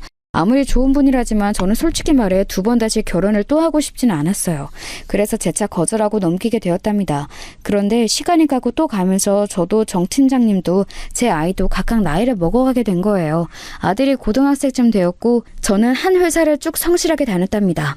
그러려고 그런 건 아닌데 어쩌다 보니 시간이 그렇게 흘렀어요. 결국 저도 50이 가까운 나이이고 직급이 바뀐 정 부장님은 50을 훌쩍 넘긴 나이였어요. 사실 그 사이에 다른 분과 교제도 하고 이런저런 얘기가 있으셨던 걸 알지만 그리 오래 못 만나시더군요. 그때마다 매번 그 이유는 저라면서 서운한 듯 말씀을 하셨고 저도 한 가지 사건을 겪고 난 뒤 고민에 빠지게 되었어요. 재혼 같은 거 2번 다시는 안 한다 해놓고 끝내 결정을 하게 된 사건이 있었거든요. 여자가 애를 키우면서 경험하게 되는 세상 풍파가 워낙 많다지만 그래도 전 안전에 대해서는 많이 고민하진 않았어요. 아파트도 그런 걸 감안한 곳으로 이사했기 때문에 돈도 많이 들었고 그래서 더 열심히 살았거든요. 헌데 일평생 경험해보지 못했던 도둑 사건으로 인해서 저는 정신과 치료를 해야 했고 그때 트라우마가 상당히 크게 남았어요. 회사 동료들도 듣고 많이 걱정해 주었고요. 그때 저도 생각이 바뀌기 시작한 거예요. 이러니 저러니 해도 남자가 쓸모있을 때가 있더라고. 자기도 너무 그렇게 혼자 있지 말고 좋다고 하는 남자 있으면 그냥 재혼해서 살아. 애 키우는 거랑 똑같이 손 가고 막 그리고 늙음하게 혼자 외롭지 않고 좋잖아. 아들 하나 있는 거였지? 걔 이제 대학 가고 군대 가고 하면 바지 붙잡아도 도망갈걸? 자식은 자식대로 놔두고 자기는 자기대로 인생 재밌게 살아야지. 이 말에 저는 처음에 그 재밌다라는 단어가 계속 머리를 맴돌면서 그리고 근간에 겪었던 끔찍할 뻔했던 강도 사건까지 가까스로 피해가면서 빈자리에 대한 의식을 하게 되었어요. 게다가 이 내용을 알게 된 정 부장님은 더더욱 극렬하게 저에게 구애를 해왔거든요. 솔직히 사연을 들으시는 분들이 이렇게 오래도록 이혼한 상태로 홀로 자식을 키웠다면 저와 같은 입장에서 어떤 선택을 하셨을지 궁금해요. 저는 한참 고민하다가 결국 긍정적인 쪽으로 선택을 했거든요. 당연히 결과가 좋게 흘러가길 바라는 마음으로 말이에요. 하지만 사람 사는 건 그렇게 동화책 내용이나 남의 집 사연처럼 간단하게 끝나지 않더라고요. 저와 정 부장님은 원체 호감이 서로 없지는 않았고 순전히 저 때문에 시기를 미루고 하다가 결혼을 못했었어요. 미안해서 몇 번이나 이별을 고했고 그래서 그 사이 연애도 세너 번 하셨고요. 그러다가 거의 10주년이 되어서 저는 재혼, 정 부장님은 초혼으로 맺어지게 된 것이었답니다. 사실 우리 아들과도 오래도록 안면은 있었기에 살림을 합치는 것이 막 힘들지는 않았어요. 아들도 한참 공부하고 돌아다닐 때라서 이런 부분들을 이해해줬고요. 나는 상관없어 엄마. 전혀 의식 안 하고 아저씨랑 같이 살아도 돼.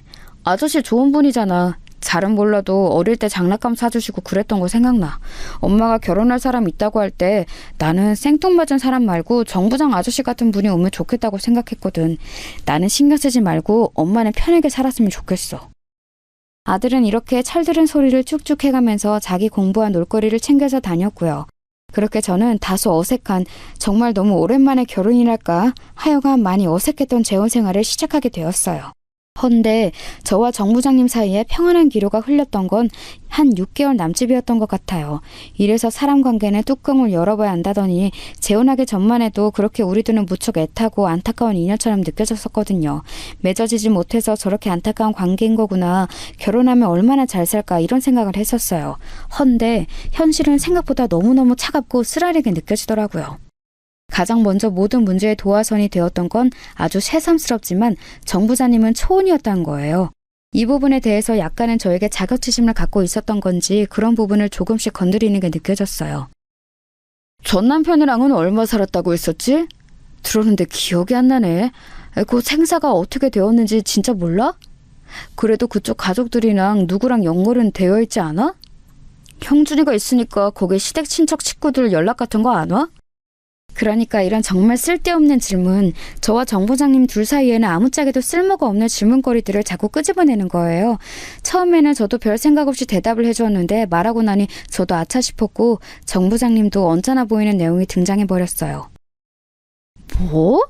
그러니까 전 시아버지가 매년 그렇게 생일 선물을 챙긴다고? 잠깐만, 그럼 올해도? 그간에 계속? 아니 몇 년씩이나? 헤어진 이래로 계속? 야, 나는 이해가 안 가네. 그렇게 할 이유가 뭐가 있는데? 이러면서 무척이나 저에게 화를 많이 내더라고요. 저도 상황이 이렇게 되니 딱히 시원스러운 말을 찾을 수가 없어서 너무 당황스러웠어요. 한편으로 생각해보면 이 사람도 그게 속상할 수 있을 것 같기도 하고 괜히 말했다 싶었고요. 헌데 갑자기 뚝 잘라서 이렇게 말을 하는 거예요. 회사 정부장님으로 있을 땐 좋았는데 재혼하고 남편이 되어 함께 사는 생활은 편하지 않았어요.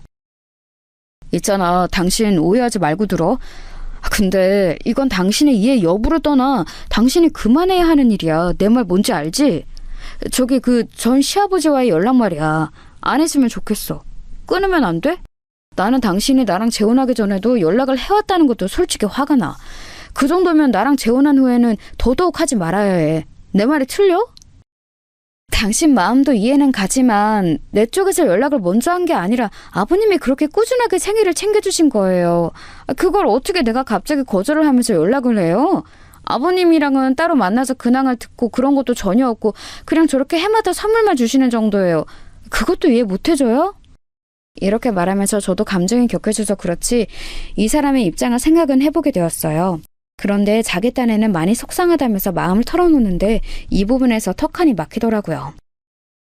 있잖아, 이게 당신 잘못은 아니고 누구의 잘못도 아니지만 나는 새로 가정을 꾸려보는 사람이야. 나이 60 바라보면서 이런 말하기도 좀 그렇지만 아무도 그렇다고. 고령이신 우리 어머니는 죽기 전에 며느리 보셨다고 이렇게 좋아하시는데 그 며느리가 이전 시아버지와 뭐건 연결이 되어 있다고 생각하면 얼마나 허망하시겠어? 나만 이 부분이 이해 안 가는 거야? 그런 식으로 얘기를 하면 내가 딱히 나쁜 마음으로 뭘 하는 것도 아니고 게다가 아버님 생신을 챙겨드린다거나 그러지도 않아. 그저 우리 형준이한테 미안하고 나도 안쓰러워하시니까 저러는 거라고. 약간은 이런 식으로 저도 모르게 고집을 부렸는데 급기야 제가 모든 걸 놓을 수밖에 한마디를 던지더군요. 나는 당신이랑 잘 살아보겠다고 많은 걸 노력하고 있어.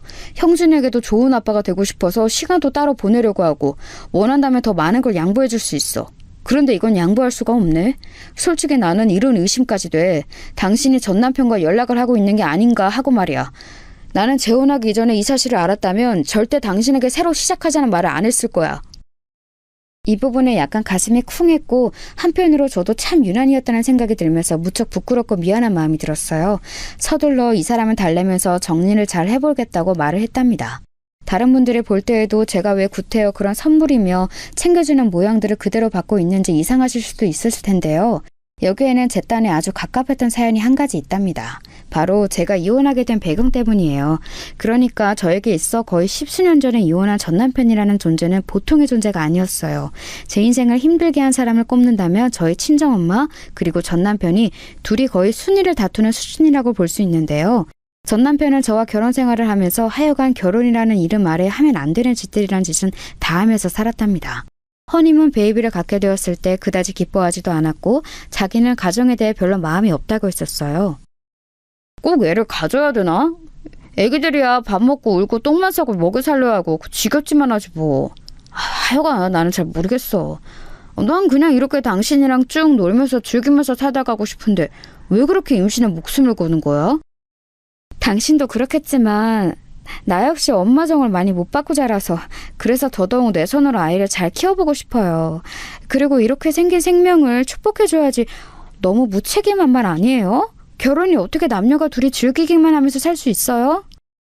이런 식으로 우리 둘은 초반부터 의견이 엇나갔고 임신한 이후 몸조심하느라 나름 거리를 두었더니 이 부분으로 많이 싸우게 되었어요. 그리고 급기야 전 남편은 아주 아무렇지 않게 제가 임신하고 한 2, 3개월 되었을 무렵부터 외도를 하기 시작했답니다. 그때 제가 겪었던 광경들은 어쩌다가 이렇게 무사히 아이가 태어난 건지 기적이다 싶을 정도예요. 제 눈으로 보고 싶지 않았던 참 수치스럽고 끔찍한 광경들을 그것도 그 당사자의 아이를 가진 임산부가 보게 했다는 것이 굉장하지 않나요? 전 남편은 아무렇지 않게 술이 취해서는 술집 아가씨를 데리고 집에 들어오기도 했고요. 그 여자와 제 앞에서 당당하게 과일을 깎아 먹이기도 하고 별 시덥지도 않은 헛소리들을 해대기도 했어요. 미쓰리, 우리 마누라야 언니 하고 불러봐. 이 사람 배불뚝이라니까. 아주 자기 남편을 그렇게 미워할 수가 없어. 내가 애 가지지 말라고 했는데 구태여 가져놓고 어머 이러면서 날 밀쳐낸다니까. 나 불쌍하지? 불쌍하지? 이런 꼴들을 보여주고 있으니 제가 제정신이었을까요? 그 와중에 우리 친정엄마는 이런 제 속도 모르고 사위를 찾아가서 용돈이 떨어졌다는 등 헛소리를 하고 너무너무 지쳐 있었어요. 그나마 이 집에서 가장 이성적이고 멀쩡했던 건 아버님이셨어요. 그리고 어머님도 사실 계셨는데 아니죠. 저는 직접 어머니를 뵌 적은 없었으니까요. 전 남편 말로는 어머니가 자기를 버리고 나가셨다고 하더군요. 가정 같은 거 다 쓸데가 없다니까. 우리 아버지 봐봐. 내가 그렇게 엄마 고파서 울어댈 나이에 엄마가 나를 버리고 나가버렸으니 남자 혼자서 오죽 고생했겠냐고. 인생이 그런 거야. 여자를 어떻게 믿어? 난 못 믿어. 당신도 자식 낳는다고 너무 유난 떨지 마. 인생은 즐기는 거라고. 이런 자신의 슬픈 배경을 말하기 이전에 행실이라도 똑바로 했다면 우리는 어찌어찌 맞춰가며 잘 살았으려나요? 결혼하기 전 소개로 만났을 때는 멀쩡한 샐러리맨인 줄 알았는데 아주 최악인 인간이었어요. 시간이 지나면서 제가 출산을 할 때에도 이 인간은 당연히 제 옆에 없었고요. 술집 여자들 품에 놀아나면서 가정은 거들떠보지도 않았답니다. 저를 안쓰럽게 여긴 아버님께서 오셔서 고생했다고 이런저런 선물들을 갖고 오셨고 아기를 안아본 것은 전 남편도 우리 친정엄마도 아닌 아버님 한 분이셨거든요. 아버님은 자기 아들의 만행에 대해 무척 미안해하시면서도 한편으론 저에게 고맙다는 말씀을 하셨어요. 그놈이 엄마 사랑을 못 받고 자라서 가정이란 걸 제대로 못 겪어봐서 저렇게 엉망진창이다. 지 가정을 이룰 자신이 없는 거야 저놈은. 근데 네가 이렇게 끝내 참고 자리를 지켜주니 나는 고맙고 미안할 뿐이다. 몹쓸 녀석 때문에 네가 고생이 많다. 그러시면서 최대한 저와 아이를 편하게 해주시려고 주변에 뭘 그렇게 알아보셨는지 기저귀며 분유며 애 챙길 만한 것들을 갖다 주시곤 했어요.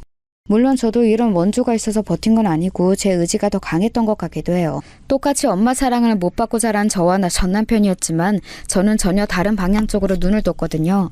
아이를 낳았으니 잘 키워서 제대로 된 부모와 자식 사이를 만들어보고 싶었어요. 그런데 이런 희망을 갖는 게 뭐가 그리 잘못된 거라고 저는 그날의 일을 겪어야 했던 걸까요? 아무리 되씹고 다시 생각해봐도 저는 제가 뭘 잘못한 건지 모르겠어요.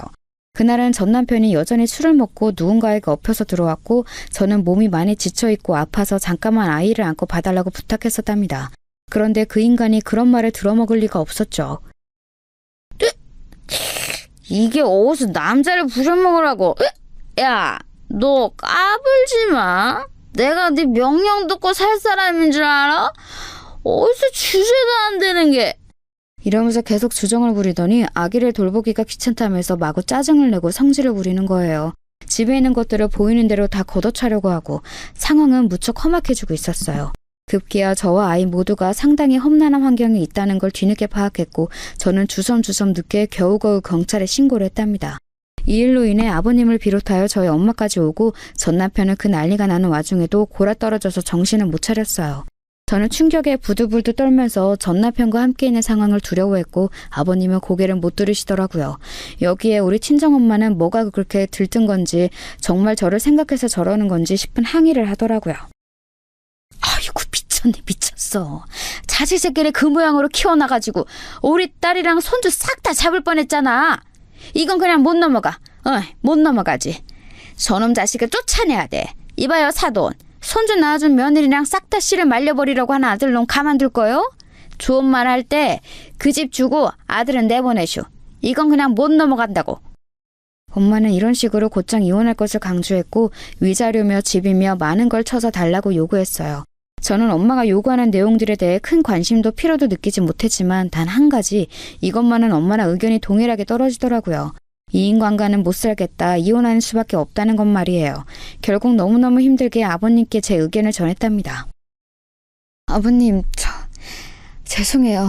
형준이 아빠랑 살 자신이 없네요. 그만 살아야 될 것 같아요. 그 사람이 무섭기 시작했어요. 그렇게 되면 이제 같이 살 수는 없을 것 같아서요. 제 말을 들으신 아버님은 어깨가 축 처져서는 알겠다고 뭐라고 더 말을 하겠냐면서 눈물을 훔치시더군요. 그래, 내 욕심은 너를 붙들고 있었구나. 내가 비록 저놈한테 제대로 된 가정은 못 이뤄줬지만 저놈만은 이어가길 바래서 죄 없는 너 보고 다 참으라고 버텨달라고 부담을 줬다. 네가 무슨 죄가 있겠냐. 너는 끝까지 가정을 지키려고 했잖냐. 그만하면 욕 많이 받다. 미안하다. 이렇게 눈물을 흘리시던 아버님을 뒤로하고 저와 전 남편은 이혼을 하게 되었어요.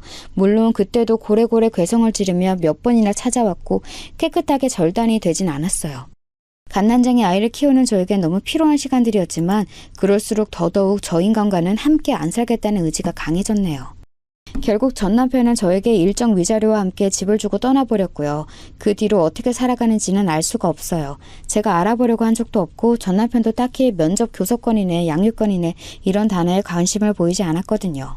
그 뒤로 아버님이 저렇게 꾸준하게 이혼한 해부터 제 생일을 조용히 챙겨주셨단 거예요. 딱히 거기에 어떤 의미가 있다고 딱 한 가지만 정해서 보기는 어렵고 제가 볼 땐 아들로 인해 가정이 깨진 안타까움, 저에 대한 미안한 마음, 그렇게 찢어진 가정을 조금이라도 지지해주고 위로하고 싶은 마음이셨던 것 같아요. 적어도 제가 아버님을 알게 된 이래 늘 그런 성품을 느껴왔고 남보다 못한 친정엄마와 역시 세상은 무섭다고 여기게 했던 냉혹한 현실 아래 그냥 저는 아버님의 선물은 정말 어떤 신의 선물처럼 수용하고 있었나 봐요. 사는 게 너무 힘드니까 지치고 기댈 데가 없으니까 한 해 중 가장 좋은 날 누군가가 나를 생각해주는 선물은 그게 유일했으니까요. 상대가 누구든 전 시아버님이건 직장 동료건 집주인 아줌마이건 누구건 고맙게 생각하고 동학줄처럼 붙잡았겠죠. 아무튼 이제 상황은 더 미룰 수 없는 상태에 이르렀기에 정말 너무너무 오랜만에 얼마 만에 연락드리는 건지도 계산이 안 되는 시점에 아버님께 연락을 드리게 되었어요. 아버님... 그동안 안녕하셨지요? 모처럼 이렇게 연락을 드리게 되네요. 건강히 계신가요? 다름이 아니라 그간 제 생일을 챙겨주셨는데요. 너무 감사히 잘 받아왔고 좋았습니다. 그런데 말이죠. 그래 형수님이야. 무슨 일이냐? 아이고 네가 전화를 다 주고 정말 너무 고맙다. 어쩐 일이야? 형준이도 잘 있지? 이런 분위기로 흘러가고 있는데 말을 꺼내기가 얼마나 힘들었는지 몰라요. 답답한 마음을 참고 눈을 질끔 감은 채 제 의견을 전했어요. 네, 형준이는 잘 있어요, 아버님. 전해드릴 내용이 있어서요. 제가 재혼을 했어요, 아버님. 제 말에 아버님의 목소리에 뭔가 공기와 공기의 흐름으로 이어지는 듯한 그 연결고리가 툭 하고 끊어지는 게 느껴졌어요. 입 밖으로 아무런 말씀도 안 하셨지만요. 하지만 이미 말을 꺼냈으니 계속해서 얘기는 이어가야 했고요. 그래서요, 아버님, 이제 그동안 너무 감사했고 제 생일 더 챙겨주지 않으셔도 돼요. 새로 가정을 꾸려서 살고 있고 여기서 이제 정착해서 잘 살아가려고 하고 있어요. 그동안 정말 감사했습니다, 아버님. 전 힘겹게 말을 맺은 뒤 이제 얘기를 어떻게 끝내야 할지 난감해하고 있었는데요. 그 순간 침묵을 깨고 아버님이 입을 여셨어요. 여기선 도저히 제 의사를 밀고 나가기 힘들겠더라고요. 그래, 그렇구나. 그렇지, 옆에 누군가 있어야지. 너가 좀 고생을 한 게 아니니. 아주 잘한 일이구나. 그런데 용돈 정도는 보내줄 수 있게 해주면 안 되겠니? 너 말고 형준이 말이다. 형준이 챙겨주라고 주는 거니까 그것만이라도 받아주거라. 내가 앞으로 얼마나 살겠니? 아버님이 힘없이 뱉어내신 마지막 말에 저는 더 이상 이것까지는 안 되겠다고 말할 수 없었어요. 결국 그 부분은 수긍했고 저는 모든 얘기를 솔직하게 털어놨답니다. 이제 제 남편으로 살아가고 있는 정 부장, 그 사람에게 말이에요. 나는 이해가 안 된다. 그렇게까지 말을 했는데 거절을 못해? 아니 있잖아, 당신. 나는 이제 의심이 확신이 됐어. 솔직히 말해봐. 이렇게 된 이상 그냥 말해도 되잖아. 내가 알아먹고 깨끗이 물러나 줄 테니까 말해보라고. 당신 전 남편이랑 아직도 만나고 있지? 혹시 현준이랑도 셋이 만나고 그러는 거 아니야? 나 진짜 마음이 너무 불편해. 이 사람은 계속해서 이런 입장을 고수하고 있었고 저는 몇 번이나 같은 말을 반복하며 피로한 싸움을 이어가게 되었어요. 한편으로는 내가 너무 욕심을 부리는 건가 싶어서 혼란스러우시더라고요. 왜 아버님 제안을 거절하지 못했던 걸까? 하지만 그렇게 확 져버리기엔 아버님과 이어져 온 인연은 아주 소박한 것인데 이제 새롭게 저와 함께 걸어갈 현 남편은 그걸 매우 중요하고 있었어요. 저는 어느 쪽 입장도 이해가 가다 보니 가운데에서 결정을 못하고 있었고 그런 와중에 이 사람은 감정 기복이 점점 심해지게 되었답니다. 급기야는 중간에 저보고 이런 말까지 했었어요. 당시엔 저도 살짝 충격이 왔었지만요. 나 이렇게 결혼생활 이어가기 힘들어. 원래는 그러지 않았는데 당신의 모든 모습이 의심이 돼. 이런 내가 가장 힘들다는 거 당신은 모르지? 이러면 안 되는데 당신이 이제 전 남편이랑 연락하는 걸 그만둔다고 해도 마음이 돌아오긴 힘들 것 같아. 우리 관계를 좀 다시 생각해보자. 이 말에 큰 충격을 받은 저는 너무 놀라 잡을 수도 엎줄 수도 없었어요. 그냥 그렇게 하자고 했고 이 사람은 그렇게 집을 며칠 비우더니 다시 돌아와서는 절 붙잡고 미안하다고 하는데 이런 낌새를 아들 형준이가 눈치 못 챘을 리가 없었어요. 결국 아들에게도 이런 말을 듣고 말았네요. 엄마, 나는 엄마만 행복하면 된다는 주의였는데 엄마 괜찮은 거야? 아저씨랑 엄마랑 맨날 좋은 일은 없겠지만 솔직히 두 분이 이렇게 껄끄러워하는 모습을 계속 봐와야 하잖아. 그러니 집에 있기도 눈치 보여. 우리 집인데 말이야. 직접적으로 이런 표현을 하는 아들에게 모든 사정을 다 설명할 수도 없고 저는 왜 이렇게 인생이 안 풀리나 순간적으로 멍해졌어요. 내가 그에게 많은 걸 바랬나? 그냥 평생 아들이랑 둘만 살아야 하는 것인가 싶더라고요. 애초에 부부와 자식이라는 구도보다 부모와 자식이라는 쪽에 더 관심이 많았었으니까요. 재혼을 하는 건 신중해야 한다고 주변에서도 그렇게 많이 얘기를 했는데 저는 그걸 결정하기까지 10수년이 걸렸어요. 이 정도면 신중했던 거 아닐까요? 아무튼 이런 상태에 치달아 우울하고 처진 기분은 저에게도 전염이 되었더라고요. 재혼 생활 내내 상대로부터 안정감을 못 받고 힘든 건 둘 다 똑같았던 것 같아요. 어느새 저와 이 사람은 대화도 줄었고 말할 때 눈도 잘 쳐다보지 않게 되었어요. 그러던 중 갑작스런 연락 한 통을 받게 되었답니다. 애지간해서 늘 잊을만 할 때 연락이 왔었는데 그 연락이 조금 당겨져서 온 거예요. 그 대상은 아버님이었어요. 형준애미야 잘 있지? 나도 잘 있다. 이번에 보내는 선물은 마지막으로 주는 게 될 것 같구나. 열심히 사느라 너도 나도 애썼다. 가정 잘 지켜가며 열심히 살길 바란다. 이렇게 간결하게 보내온 문자를 받고 뭔가 마음이 싱숭생숭하더라고요. 아버님 쪽에서 먼저 이제 그만 보내시겠다고 용돈이 아니 기존처럼 선물을 보내신다고 하니 왠지 평소 같지 않게 느껴졌어요. 집으로 연락을 한다든지 뭘 보낸다든지 그런 걸 안 하겠다고 말씀하셨는데 왜 새삼 이런 방법을 선택하셨던 걸까요? 그런데 시간이 좀 지나 한 2, 3일 정도 흘렀을까요? 집에 택배 하나가 와 있더라고요. 제 이름 앞으로 온 묵직한 택배 박스를 보고 집 안으로 갖고 들어왔어요. 그리고 박스를 북북 뜯어서 열어본 뒤 저는 상황 파악을 하는데 시간이 한참 걸렸어요. 마침 이때 같이 사는 남편도 옆에 있었고 뭐냐고 묻는데 답하기가 참 곤란했었는데요. 그래도 뭔가 따로 들고 가서 풀기도 눈치 보이고 현관에서 하나씩 열어보았어요. 그런데 그 택배 박스 안에는 상상도 못했던 것들이 가득 들어 있었어요. 입이 떡 벌어져서 확인한 뒤 곧장 아버님께 전화를 걸어야만 할 정도로요. 저보다 더 놀란 건 이 사람이었답니다. 이거 뭐야? 잠깐만, 무슨 소리야 이거? 부동산 관련된 거 아니야? 일단 저는 순간적으로 괜히 이런 것들을 다 내보였다고 생각했고 어찌되었건 이 사람과 공유할 내용은 아니라고 느꼈어요. 그래서 박스를 들고 안방에 들어가 아버님께 전화를 드렸는데요. 저를 더 초조하게 만들었던 건 연락이 안 되었다는 거예요. 이때 이 박스 안에 들어있던 게 무엇이었냐면 자세히 말하기는 저도 좀 애매한 부분이 있지만 저에게 증여된 무려 20억대에 달하는 재산이었어요. 이것을 증명하는 서류들이 들어있었고 일찍이 증여를 하셨더라고요. 이 선물이 마지막이라는 생일카드와 함께 말이에요. 이런 것들을 확인하는 중간중간 계속 전화를 걸었지만 연결은 여전히 되지 않아 마음이 점점 급해졌어요. 아버님은 왜 저에게 이런 것들을 아무런 언질도 없이 그저 선물이라는 말 하나만으로 전하고 끝내신 걸까요? 급하게 택배 송장에 적혀있던 연락처를 확인했고 그 안에도 따로 명함이 들어있어 연락을 해보았어요. 아버님의 대리인이라고 자신을 소개한 분은 저에게 자초지종을 설명해 주셨는데요. 아무리 살면서 이런저런 경험을 많이 했던 저라지만 더 놀랄 일이 또 남았다는 게 믿기지 않더라고요. 알고 보니 아버님은 이쯤 요양원에 계셨고 임종을 얼마 남기지 않으신 상태였다는 거예요. 전 남편의 행방은 모르겠지만 끝내 유산 상속은 저에게 한때 며느리였던 저에게 하시겠다고 상담을 하셨다는 거예요. 그래서 저한테 이 재산이 온 건가요?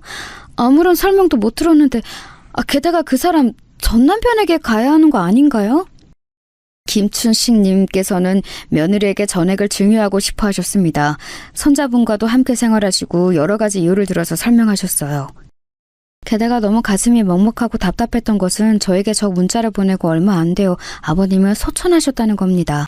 장례는 치러졌고 제가 확인한 것은 늦었기에 이미 모든 수속은 다 끝나 있었어요. 임종을 앞두셨을 때 친아들도 가까이 없이 홀로 삶을 마감하시면서 그나마 연락하고 있던 하나의 끈인 저에게 이렇게 말도 못하시고 이만한 금액의 재산을 물려주시다니 그 어떤 부분도 제 마음 안에서는 쉽게 납득이 되어지지 않았어요. 김충식님께서는 오래도록 아드님과는 연락이 안 되셨다고 해요. 본인도 크게 아들과 연을 이어갈 의지는 없으셨던 것 같습니다. 며느님과는 꾸준히 연이 이어졌다고 하시더라고요. 그래서 저에게도 줄곧 본인의 임종을 앞두고 몇 번 설명을 해주셨어요. 꼭 며느님께 상속이 잘 이루어질 수 있도록 부탁한다고요. 이렇게 말하는 대리인분, 변호사인지 어떤 분인지 전문직은 아니시라고 했지만 아무튼 아버님의 지인이라는 이분은 빠르게 절차를 진행하도록 도와준다고 하시더군요. 전화를 끊고 난 뒤 저는 이루 말할 수 없는 감정 안에 잠겨 뭘 어떻게 하면 좋을지 대책이 안 서더라고요. 그리고 나온 저에게 같이 살고 있는 이 사람은 곧장 안색을 살피며 질문을 했어요. 왜 그래? 무슨 일이야? 뭐래? 누군데? 그거 박스에 있던 거 그 시아버지가 보낸 건 맞지?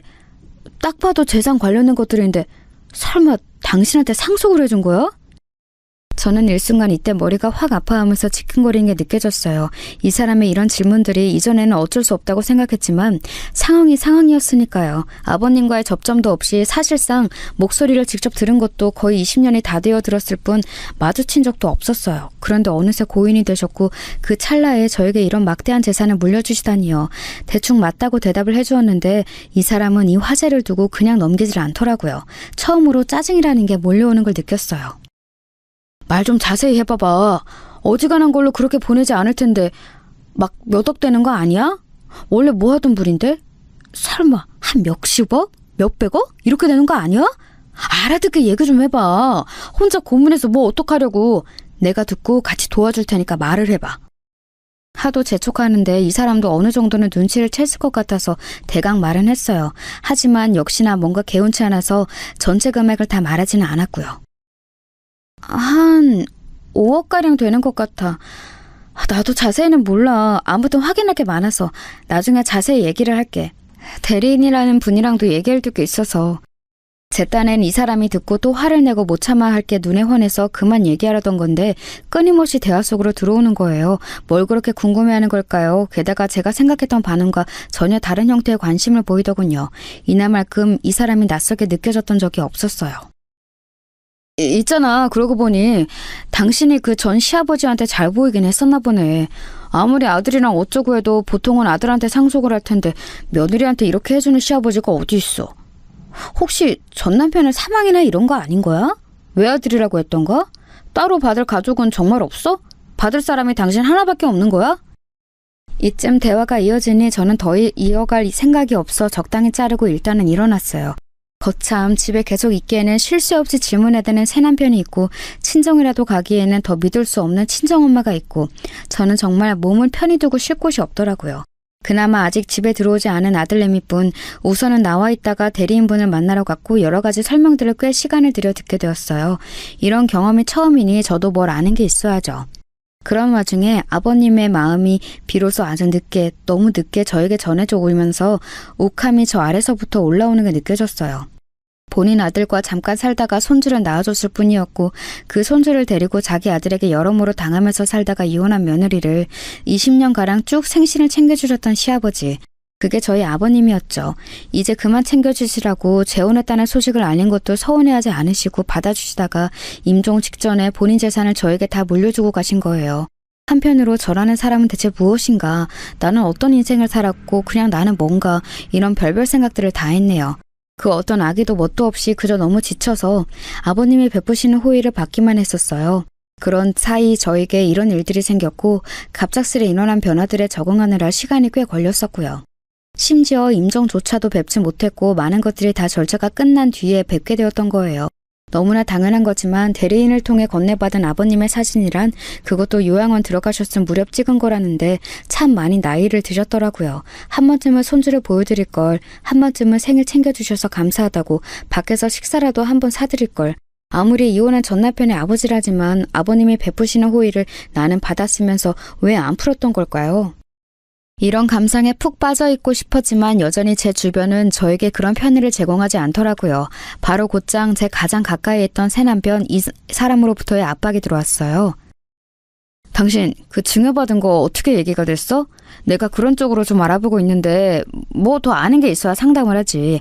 그 대리인인가 누구 만나고 온다고 하지 않았어? 말을 해봐. 나도 도와줄 테니까. 저는 참 이 사람의 변화가 너무 놀라웠던 게 그간 그렇게 뾰루룽하게 삐쳐서 차갑게 굴고 밥도 안 먹고 제 아들 앞에서도 감정 기복이 심했던 사람이 말이에요. 아주 이상할 정도로 친밀하게 구는 거예요. 결국 전 참다 못해 이쪽은 관심을 꺼달라고 말을 했는데 그 말에 이 사람은 미친 듯이 날뛰며 화를 내더라고요. 나랑 결혼해서 살면서 많은 걸 공유하기로 하지 않았어? 당신은 어쩜 그렇게 시작부터 끝까지 다 비밀투성이야? 언제까지 그렇게 다 숨길 거야? 나 당신이랑 사는 거 정말 갑갑하다. 그만 살자. 이혼하자고. 이 말에 순간적으로 움찔했지만 희한하게 한켠으로는 마음이 놓였던 건 왜일까요? 저도 모르게 지쳐 있었고 아주 오랜만에 결혼 생활이란 즐거움이 조금도 없었기에 다 놓고 싶었나 봐요. 그러자고 했는데 그 말에 더 불같이 화를 내면서 별의별 행동들을 다 하는 거예요. 이쯤 되면 아무리 둔한 사람도 눈치를 챌 수밖에 없잖아요. 이 사람은 나에게 있어서 따뜻한 제2의 남편이 되었을 것 같았던 이 사람은 그냥 외로웠던 거예요. 저를 완전히 자기 걸로 소유하고 싶었고 집착했고 그러면서 본연의 애정이나 이런 건 다 변질되어 버린 거죠.